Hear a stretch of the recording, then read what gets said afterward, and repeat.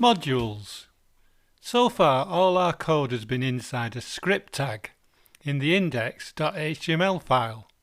For small programs like the examples in this course, this approach is fine, but when you create a more complex web application, you'll be using lots of code, and if you try and keep this in a single file, it will become very hard to maintain the code.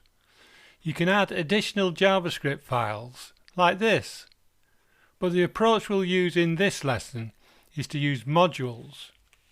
If you open the folder Start Lesson 9, you'll see it has three files: index.html as usual, and point.js and rectangle.js. Let's take a look at the file point.js. Using the extension .js means this is a file containing JavaScript code. This file just contains the code we entered for a point class in the previous lesson. But there is an additional line at the end: export point. When we use modules, we use the keywords export and import. We can choose what to export from the JavaScript file. If the file contains classes and functions, we can select which are exported, leaving others private to the file. Whatever we're exporting goes inside, you guessed it, curly braces. JavaScript loves its curly braces. If there's more than one export, then the names are separated by commas. Now, take a look at the rectangle.js file.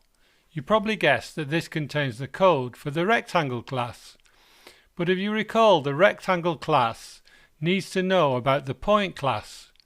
Notice at the start of the file there's an import line. Import point from ./point.js. Again, we use the ubiquitous curly braces, then a name used in the export file from the file chosen as the from path.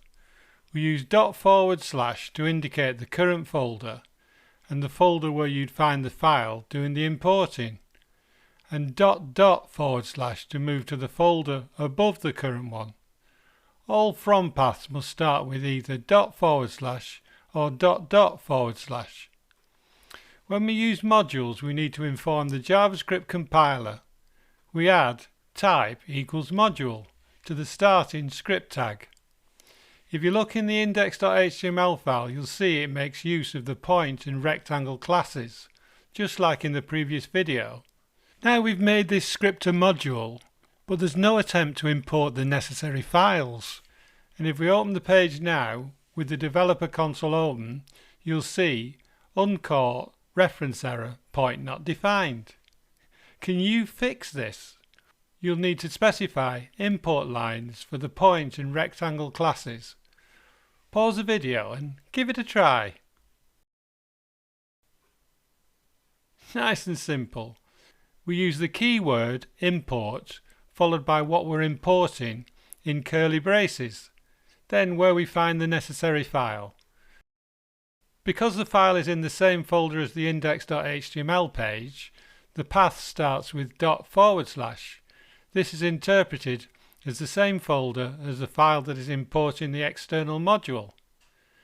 Now, if we save and refresh the browser, we get the log messages that we got in the previous video. Using modules allows you to reuse code you create and makes your code much tidier and easy to maintain. One thing new programmers find confusing is scope. You probably have no idea what I mean. Well, let's address that in the next lesson.